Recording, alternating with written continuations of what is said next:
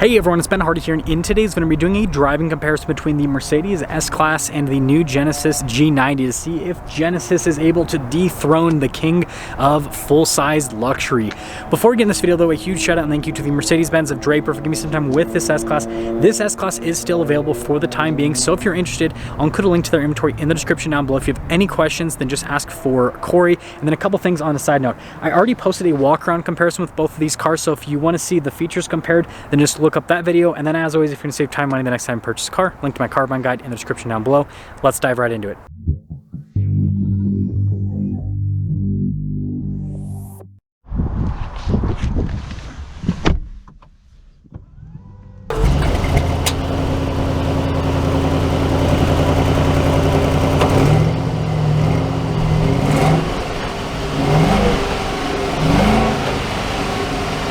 Well, we are starting off in the S-Class. We're going to drive the S-Class first and then the G90 second. The reason I'm doing it in this order is, again, this is the staple in this segment. This is the car that everyone looks to when they decide what they're going to do in a luxury car, right? It's the S-Class.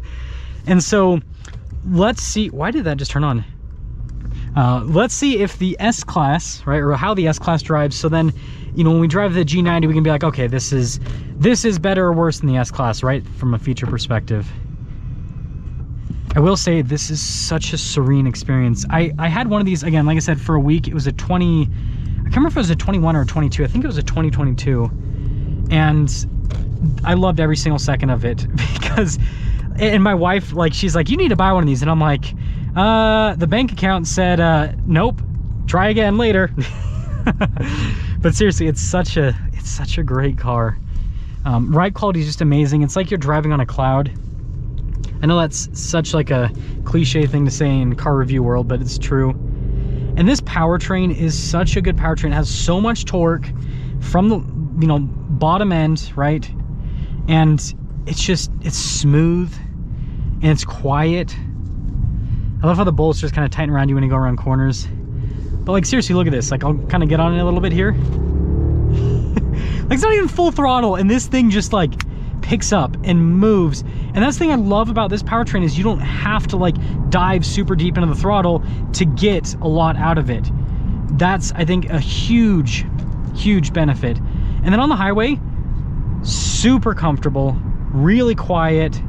I remember when I had this for the week, like all of my commutes, I was just like the happiest person ever. All right, someone like literally just cut in front of me. Of course, like when I'm driving a $150,000 S-Class, people decide to do stupid stuff. But seriously, like the driving with this car is just phenomenal.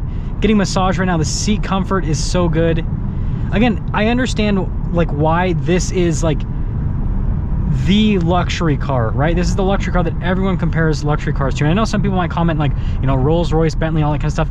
I've reviewed those cars. I've reviewed a Rolls-Royce Cullinan, I've reviewed several Bentleys.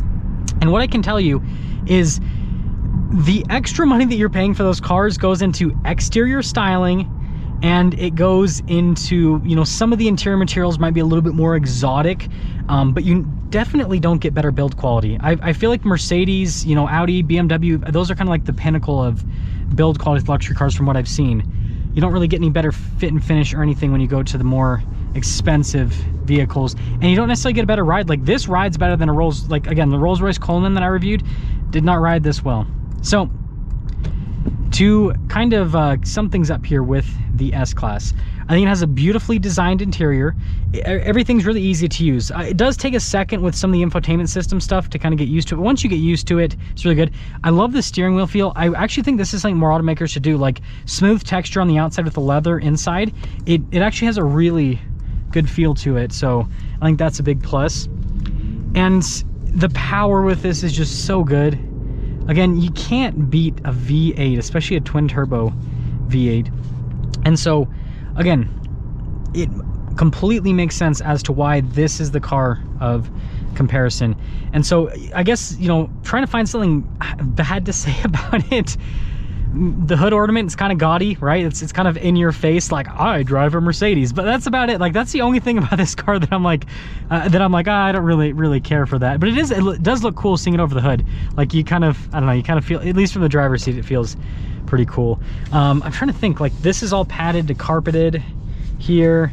I'm trying to see if I can find any, like, it's even padded down here on the bottom of the door panel. It's like carpet inside. I'm trying to see if I can find like some sort of interior flaw or something. And everything's super sturdy in here as well. So I won't waste any more of your time. The S-Class drives amazing. Let's see if Genesis has accomplished what they're trying to accomplish, which is basically build an S-Class, but at a, you know, fraction of the cost.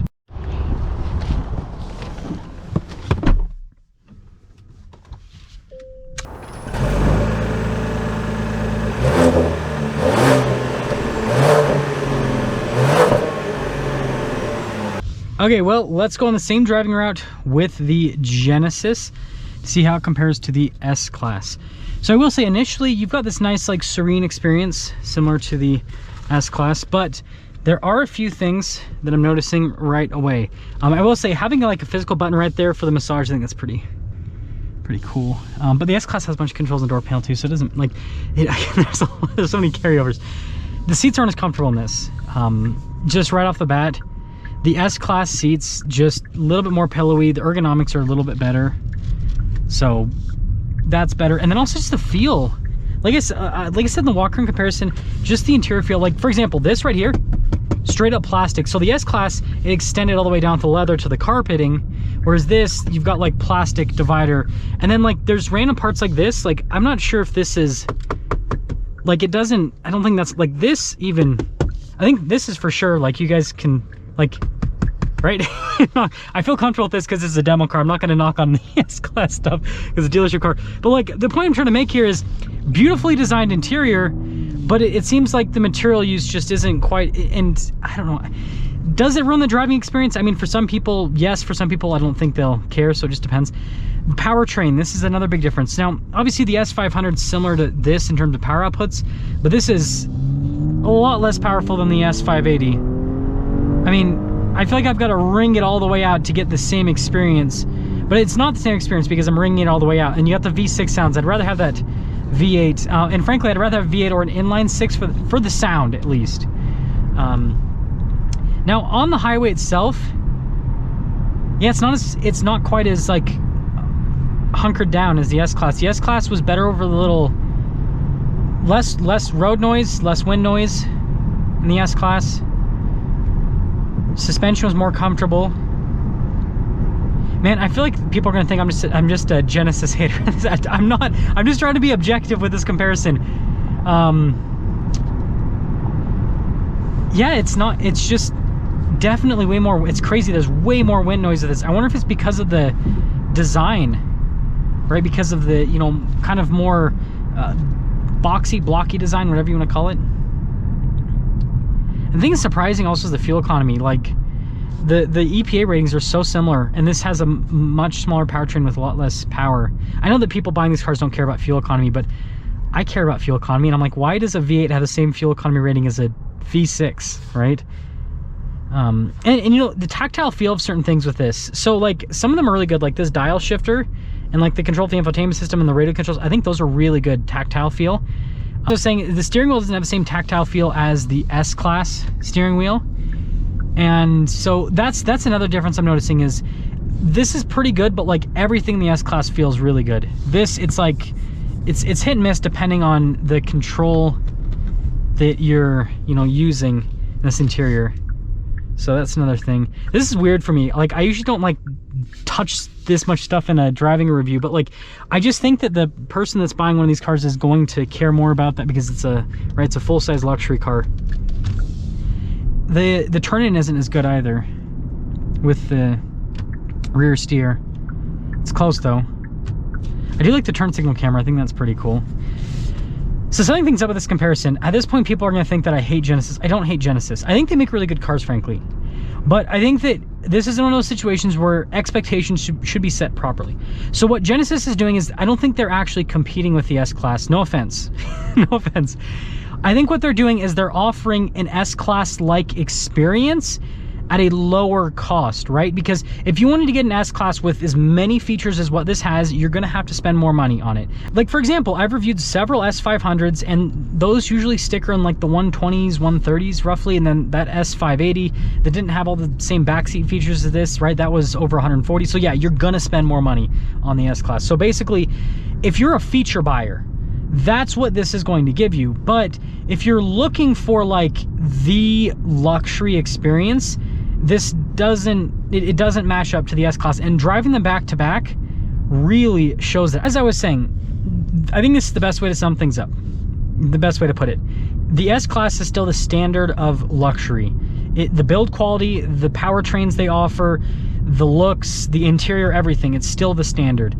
The Genesis G90 has come, and I would say they've disrupted the market in the sense of offering an S-Class like experience at a much lower cost, but the emphasis on S-Class like experience. You're a lot of the way there with this, but you know, a lot of the things that I would find important, if I was going to spend over 6 figures on a luxury sedan like this, there are certain things that I would want for it to have, and the S-Class has that, and this it doesn't quite reach it. But I will say this is it's a damn good job.